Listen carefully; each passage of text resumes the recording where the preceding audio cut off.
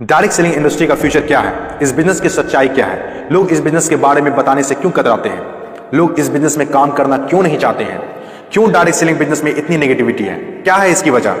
Direct selling business आने वाले वक्त का सबसे बड़ा बिजनेस है। क्यों?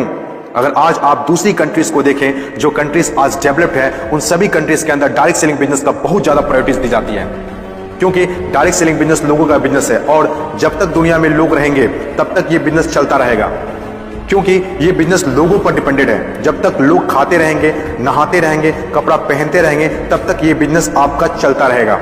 अपनी इंडिया में कुछ लोग इसे फंसाने का काम बोलते हैं और कुछ लोग ये मानते हैं जिनके पास करने को कोई काम नहीं होता वे लोग ये काम करते हैं। मैं उन सारे लोगों से सहमत हूं, क्योंकि उन लोगों के पास अभी तक इस बिजनेस का प्रॉपर नॉलेज नहीं पहुंच पाई है। ये हम लोगों की जिम्मेदारी है कि इतनी पावरफुल और ब्यूटीफुल इंडस्ट्री के बारे में लोगों को समझाएं। दुनिया में कुछ ऐसे भी काम होते हैं जो लोगों को आसानी से समझ में नहीं आते हैं। एक छोटा सा एग्जांपल देता हूं। हम लोग दिन भर फेसबुक, व्हाट्सएप और यूट्यूब कितना यूज करते हैं और इसके लिए आपसे एक भी पैसा नहीं लिया जाता है। तो जरा सोचिए उनकी कमाई कैसे होती होगी, जबकि फेसबुक दुनिया के टॉप 10 बिजनेस में आता है कमाई के मामले में। कुछ लोग सोचते हैं अगर फेसबुक जब हमसे पैसा नहीं लेता है तो कमाता कैसे होगा। कुछ लोग सोचते हैं पता नहीं कमाता भी होगा कि नहीं। कुछ लोग कहते हैं जो डाटा हम लोग यूज करते हैं उससे कमाता है। डाटा का पैसा सिम वाले को जाता है, जिसका सिम हम लोग यूज करते हैं, चाहे वो एयरटेल हो या जियो हो। ना तो जानते हैं और ना ही जानना चाहते हैं कि कमाई आखिर कैसे होती है।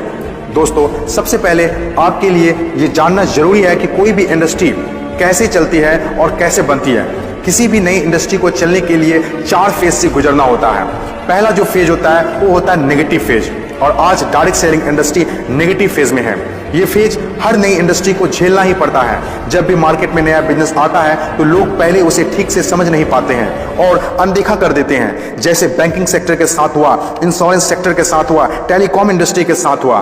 पहले ना तो लोग बैंक में पैसा जमा करते थे और ना ही इंश्योरेंस लेते थे, क्योंकि इंडस्ट्री नई थी, लोग डरते थे, किसी पर भरोसा नहीं था। लेकिन आज देखिए यही इंडस्ट्री है जिसके बिना किसी राज्यों की कल्पना करना असंभव है।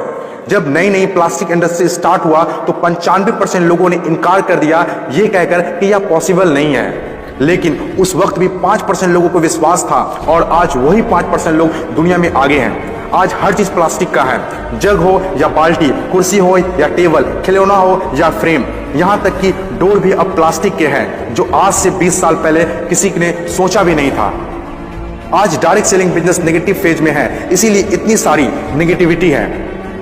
और जब ये पॉजिटिव फेज की तरफ बढ़ता जा रहा है, नेगेटिव फेज में होने के बावजूद भी इस इंडस्ट्री ने कई लोगों की जिंदगियां बदल दी। दूसरा जो किसी भी इंडस्ट्री को फेस करना होता है वो दूसरा फेज होता है पॉजिटिव फेज। ये वो टाइम होता है जब लोगों का इंडस्ट्री के ऊपर ट्रस्ट बढ़ने लगता है, क्योंकि वे आसपास में रिजल्ट देख रहे होते हैं। और जो लोग उस वक्त डायरेक्ट सेलिंग बिजनेस में दिलचस्पी नहीं दिखा रहे होते हैं, अनदेखा कर रहे होते हैं, वे रिजल्ट देखने के बाद दिलचस्पी लेने लगते हैं और आपका काफिला और बढ़ने लगता है, रिजल्ट और बढ़ने लगता है, दिलचस्पी और भी लोगों में बढ़ने लगती है, जैसे बैंकिंग इंडस्ट्री और इंश्योरेंस इंडस्ट्री के साथ हुआ था। बैंकिंग इंडस्ट्री का वैल्यू तब पता चला होगा लोगों को जब किसी का पैसा घर में सुरक्षित नहीं रहा होगा। इंश्योरेंस के वैल्यू तब लोगों को पता चला होगा जब किसी के एक्सीडेंट होने के बाद उसके घर वाले को पैसा मिला होगा। तीसरी जो किसी भी इंडस्ट्री का फेज होता है वो होता है ग्रोथ फेज। जब एक बार लोगों को इंडस्ट्री पर भरोसा होने लगता है तो उनकी ग्रोथ बहुत तेजी से होने लगती है, क्योंकि ऐसे फेज में लोगों को ज्यादा समझाने की जरूरत नहीं होती है।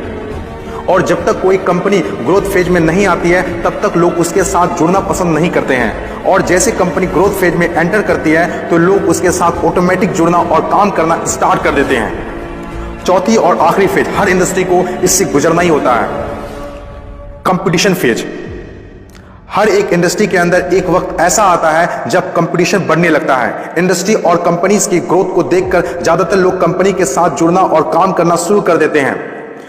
ज्यादातर लोग ज्यादा प्रॉफिट के चक्कर में कंपटीशन होने लगता है, फिर चाहे कोई सेक्टर हो, बैंकिंग सेक्टर हो, टेलीकॉम सेक्टर हो या ऑनलाइन शॉपिंग हो। आज के टाइम पर हर सेक्टर में हाई लेवल कंपटीशन है। ये टाइम हम सब के लिए बेस्ट टाइम है इस इंडस्ट्री को जानने के लिए, समझने के लिए और इसे करने के लिए। According to FICCI, direct selling industry का मार्केट साइज 6000 करोड़ आंका गया है।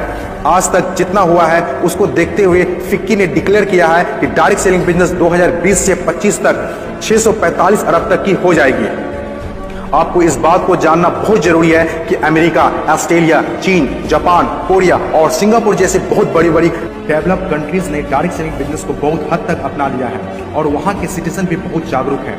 बदलाव के बिना तरक्की नहीं की जा सकती है और जो लोग अपने सोचने का तरीका नहीं बदल पाते हैं वे लोग अपनी जिंदगी में कुछ भी नहीं बदल पाते हैं। नोकिया, कोडेक जैसी बड़ी बड़ी कंपनियां चलाने वाले लोग भी अपने सोचने का तरीका नहीं बदल पाए, इसीलिए अपनी शानदार शुरुआत के बाद भी वो वक्त के साथ इतिहास के हिस्सा बन गए।